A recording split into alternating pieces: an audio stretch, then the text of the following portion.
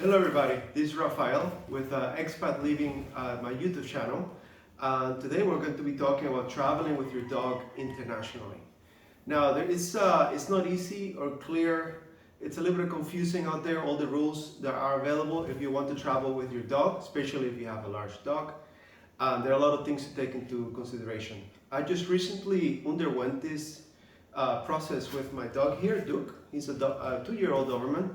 I just moved him from Florida, the United States, to the Philippines. So I started the process a few months in advance because there's a few things you have to worry about. And along the way, I made mistakes that I learned from. And I'm going to try to talk to you guys a little bit about the mistakes and things that you can avoid doing based on my experience. So when it comes time to move with your dog somewhere, it's easier for you. Now, you might be in a situation that you have to travel with your dog. It might be, you change jobs, you're changing countries, you want to take your best friend with you, right?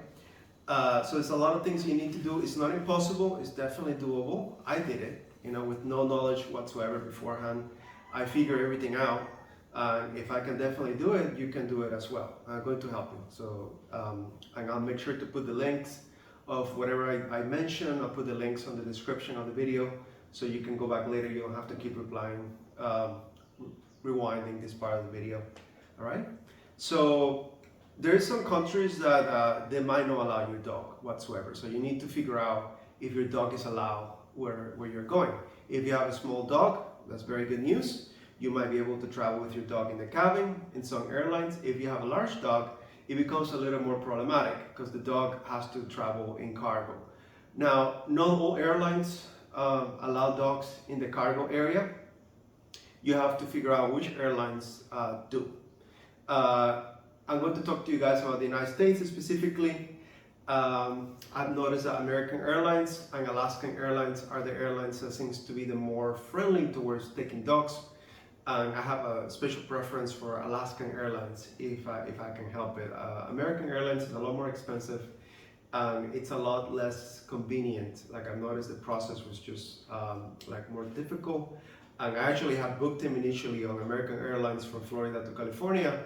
And these guys, last minute, they canceled the flight on me because they told me, oh no, we don't have a plane that can accommodate the dog on that route anymore. So all my plans have to be canceled last minute. So I'd rather go with Alaskan Airlines. It seems to be a better airline for dogs. You have to check if the country you're going to allows your dog and what are the requirements for them. You might have countries that have very strict rules, like Australia, which the rules are very draconian. I know if you fly Qantas Airlines to Australia, they force you to use a pet moving service. And then you can only arrive with your dog in one city in Australia, the city of Melbourne. And then the dog has to be in quarantine for a month or 6 months. I don't remember exactly. But it's quite strict, right? Other countries might not be so strict. Some countries might ban the breed of your dog whatsoever. There was for example, I was looking at a job in Abu Dhabi and I started researching about, hey, can I bring this guy with me? And it turns out that Dobermans is one of the breeds that are banned in United Arab Emirates. They don't allow Dobermans at all, among a few other breeds, basically, because they're considered dangerous dogs. You look at that, you think you're dangerous? It's not dangerous. So you have to worry about that in the beginning, right? So the first thing you need to do is if you're traveling from the United States, you need to call the airline. And you need to figure out which airline is going to accommodate the dog, right? Alaskan Airlines charges a fee of $150. No, I'm not getting paid by Alaskan Airlines to do this. They just help me. I'm not being sponsored by them, by the way. But Alaskan Airlines charges a $150 flat fee to go from whatever city of the United States to another city. In my case, from Orlando to Los Angeles. We went Orlando to Seattle to Los Angeles, and that was $150. When you call the airline, they're going to go through the requirements, and you're going to have to worry about the weight that it's allowing cargo. Now, when the airline tells you, oh, we're allowed this weight of the dog, that doesn't mean just the dog. That means the dog and the cage the dog is going to be on. and that's a big deal. Initially, I had booked a different airline to go from Los Angeles to the Philippines. They told me, oh, the weight limit is 70 pounds for the dog. I was like, great, he's not 70 pounds. And when I go to book him, after I book the plane ticket, they tell me, oh no, it's 70 pounds the dog and the cage. So obviously the cage alone is like 26 pounds, so it's gonna be like way over the limit. So if an airline tells you the weight limit is 70, 100, 150 pounds, that means dog and the cage together. You know, they're gonna get weight when you get to the airport. So you have to keep that in mind, because I end up canceling a flight and losing most of my money because of they had told me the weight limit was 70 pounds and I didn't know it was 70 pounds dog and cage. So that's something to keep in mind. That's one of my mistakes you can learn from. So you should call the airline before you book. You call to somebody and they'll tell you, you need to figure out if the route that you're going can accommodate your dog, because not every single dog can fly, not every single plane can accommodate a dog. It has to be a plane in which they can go ahead and have a pressurized cargo area, which not all planes do. Typically the bigger planes have it. So you have to make sure that which route has planes that allow for the pet to be on cargo. And you might have to modify your travel slightly. For example, I have to put a stopover in Seattle because there was no direct routes from Orlando, Florida to Los Angeles, so I have to go ahead and I have to fly my dog Orlando to Seattle to LA. All right. So you have to call somebody and they're gonna confirm the breed and the weight restrictions. If your dog is a snub nose dog, like with a very small noses, like the Pugs, French Bulldogs, all of those, typically they're not allowed on the planes because they're afraid they're going to have some breathing problems because their airway might get compromised so quickly because the distance between the nose is so flat, right? So most airlines, they don't allow those dogs anymore because they've had too many of them dying on the plane. It's bad press for the airline, so they don't allow that, right? So you should call the airline, confirm they allow your dog, confirm they allow the breed and the weight of your dog, and then you should go ahead get the route number, write down the routes, the flights that they have the planes that work for you, and then you book your tickets. All right, you book your tickets, and then after you book your tickets, then you call the airline again, and then you reserve the dog cargo in its the dog space in cargo. After you book your tickets, you call the airline, you make the reservation for the dog. Most planes allow up to 5 dogs at a time, so you have to hurry up. You cannot leave it for last. Okay, you have to do it as soon as you get those tickets. Just call the airline and confirm that they can take your dog. Reserve the space for the dogs. You don't typically have to pay until the day of the flight, so you don't have to worry about paying for the flight the day that you make your reservation. So for a Dobermann, there's the cage that I use. It was a 500 series type cage. That's the largest cage that Alaskan Airlines was allowing on the flight. So the dimensions of the cage that I used for my 60-pound Dobermann was 60 inches in length, 26.5 inches in width, and 29.4 inches in height. All right, that's for like a 60 to 70 pound dog. You're gonna need a big cage. All right, for the small dogs, different story. You know, sometimes the small dogs you can put them in the seat in front of you, and the cage has to be able to sit. Kind of like what you put if you have a backpack and you're traveling on an airline. Sometimes the small dogs are allowed to be in. They can be out of cargo. They can be in the plane with you. Once again, you have to call the airline and confirm what the rules are and check from there, right? But for a dog about 60 to 70 pounds, I use a cage size XXL. Those were the dimensions. And now, a couple of helpful tips. You can put an old t-shirt that smells like you in the cage. It's supposed to help the dog. The cage has to have some type of like a nice surface in the bottom so it's comfortable for the dog, like a mat. I just went on Amazon and I bought a mat to put on the floor of the cage.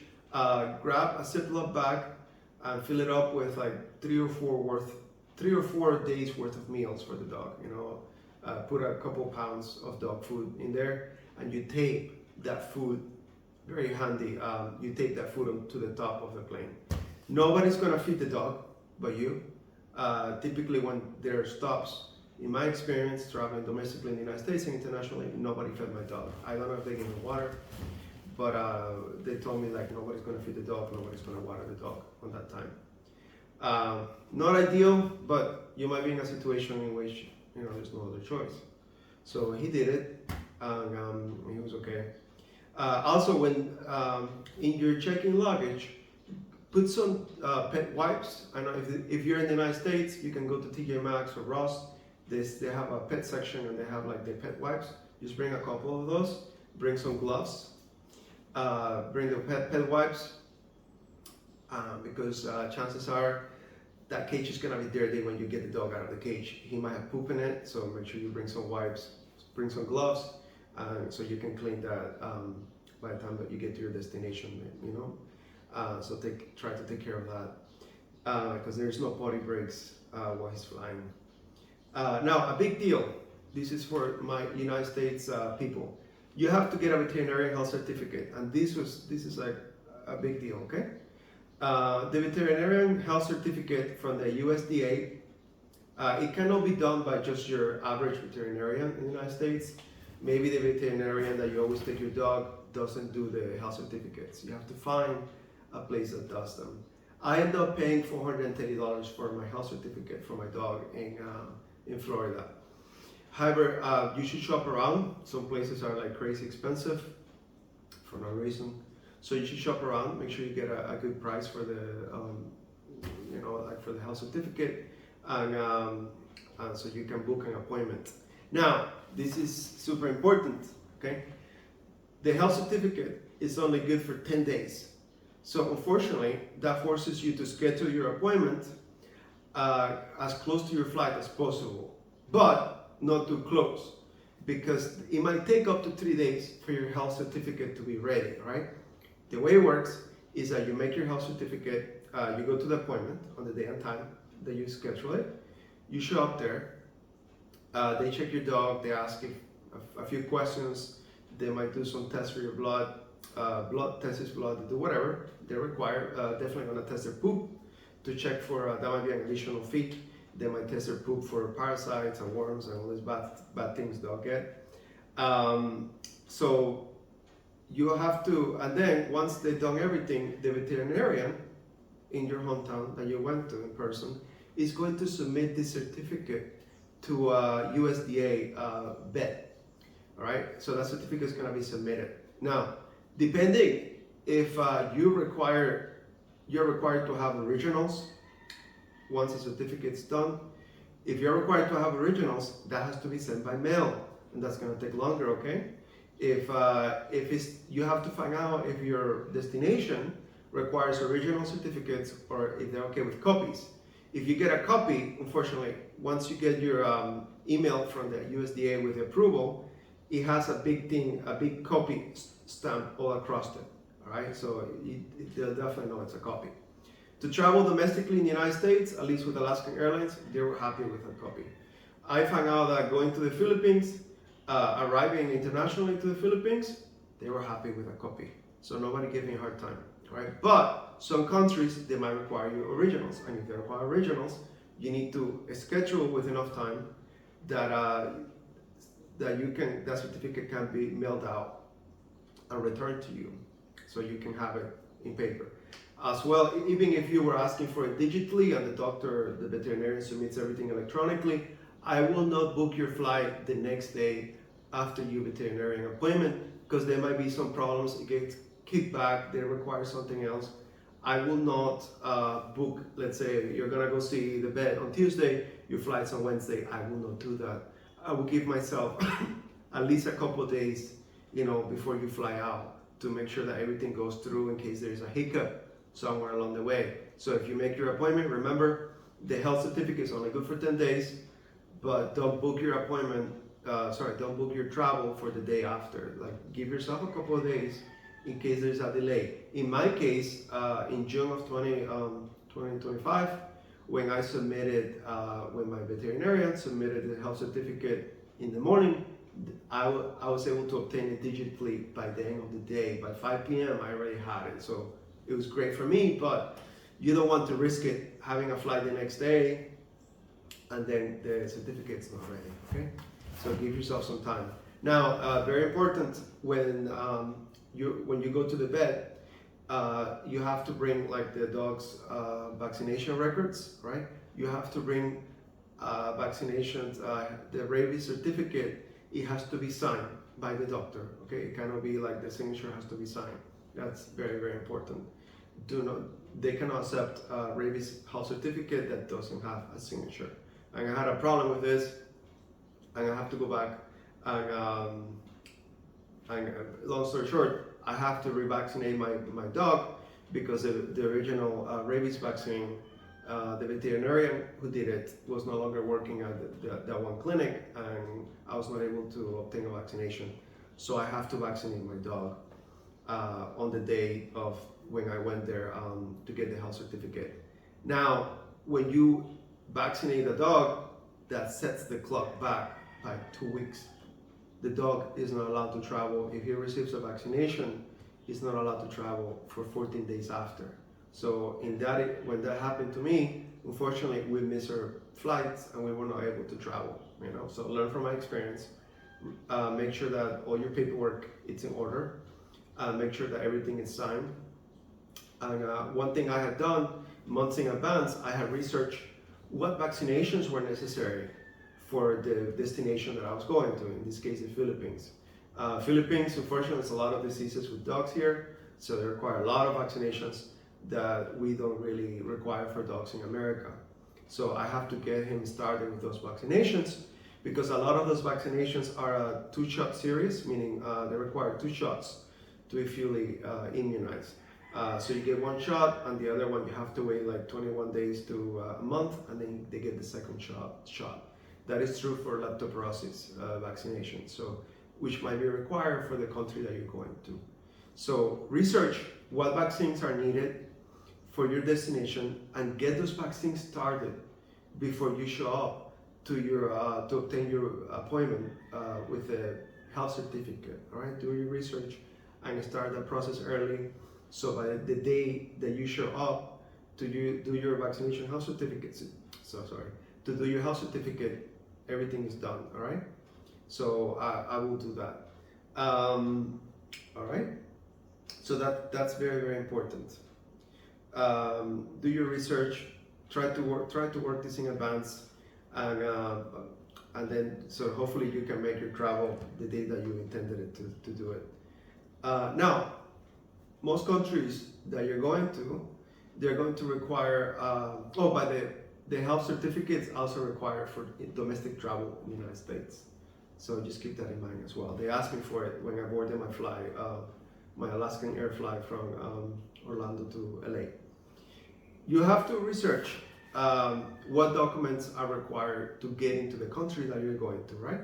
So you're gonna have your vaccination, proof of rabies, right? The proof of rabies, that's a big deal. You're gonna want to have the health certificate from the veterinarian, and then you're also gonna need an import permit from the country that you're going to. Once again, some countries they might not allow the dog that you're trying to bring. Some countries, they might require an extensive quarantine, depending where your dog's coming from, or just if they have like very strict rules, like Australia. So you need to research all of this. For the Philippines, they require his vaccination records, proof of microchip registry, right? The microchip the dog has, you have to have a letter and show them that the dog is microchipped. And that's probably something you're gonna need for all countries that you go to. And then you're gonna need and they did not require the health certificate in order to process the import permit, all right? So I just went online to the website for the Philippines. I'll post it on the description. I went online to the website and I submitted his vaccination records and I submitted the proof of microchip registry. If any of the vaccines have been done within 14 days, once again, the dog's not allowed to travel. So whatever vaccinations are on the vaccination certificate, the vaccination history that you're gonna submit a proof, they must have been done 14 days and above from the day that you're applying, so you can get approved. And once, so I submitted all this paperwork. It took me a couple of tries. It got kicked back to me a couple of times. One of them because it had been less than 14 days from the last vaccination. But on one of my further tries, the import permit was approved. That import permit for the Philippines, it was valid for 60 days. So remember, you can do the import permit without worrying for your health certificate, because the health certificate is only good for 10 days. So you have to take care of this first, whatever country you're going to. I don't know what the process might be. They might not even allow your dog. You have to research it. You have to get an import permit for that country that you're going to, and figure out if you need quarantine, figure out like all these logistics, right? So, man, that was stressful. The day that Duke and I traveled, that was definitely very stressful day, but we made it work. What I did is we went from Orlando to Seattle to Los Angeles, and then just to give him a break, I ended up getting a hotel in Los Angeles, and I rented a car. I got the hotel that allowed dogs, and that way he could take a break from traveling, because he had been in the cage for 9 hours at this time. And then the next day we went and we took Korean Airlines, which Korean Airlines seems to be a fairly dog-friendly airline. I also heard that Air France is very dog-friendly for big dogs. Korean Airlines has a weight limit of 99 pounds, dog and cage. I heard Air France has like very friendly circumstances for people to transport big dogs. So that might be a good airline if you're going to Europe or a country that Air France serves. So I'm gonna give you butt to the camera. Anyways, so it was stressful, and then when I dropped him off to go to Korea to Manila, he was 18 hours on the cage, and I was not happy about it because I know he was not gonna take any breaks, but I really had no alternative. You know, it was either that or drop him off at a shelter, and I really wanted him to come with me. So at the end, it all worked out, and I got my best friend with me over here, you know, and he's loving life in the Philippines so far. So it was all worth it at the end, you know. If you have the money, there are pet moving services. By all means, if you have, you know, however many thousands of dollars that they ask for, which typically is very expensive, spend the money, all right? If you have like the 10,000, however many US dollars that they want you to charge for the dog, use a pet moving services. But if you're somebody like me, you can figure it out on your own. And I ended up spending $150 to travel with him domestically. The health certificate was $430, and then I paid Korean Airlines $600 fee for the dog to go from Los Angeles to Manila, right? So it's definitely, I mean, it still cost me some money, and then I bought the cage. It was like $200 or so for the cage. So it probably cost me around $2,000 to bring him over, ballpark figure, but it was definitely more affordable than using pet moving services, and I don't know how much better that would have been, besides being more convenient because they know what to do and you don't have to figure it out like somebody like me did, in which I figured it out. But I think it all worked out. He's with me here in the Philippines. I'm very happy that he's here. I'm sure he's happy to be here with me too. And well, guys, if you guys have any questions, any comments, just feel free to message me. I might make another video just specifically for travel for the Philippines, because I went through it, and the experience of having a dog in the Philippines. For any videos, if you're interested in traveling, please feel free to like this video and subscribe. This is my very first video on this channel, so you're part of something big. You're gonna help me tremendously. Thank you for watching, guys. Take care.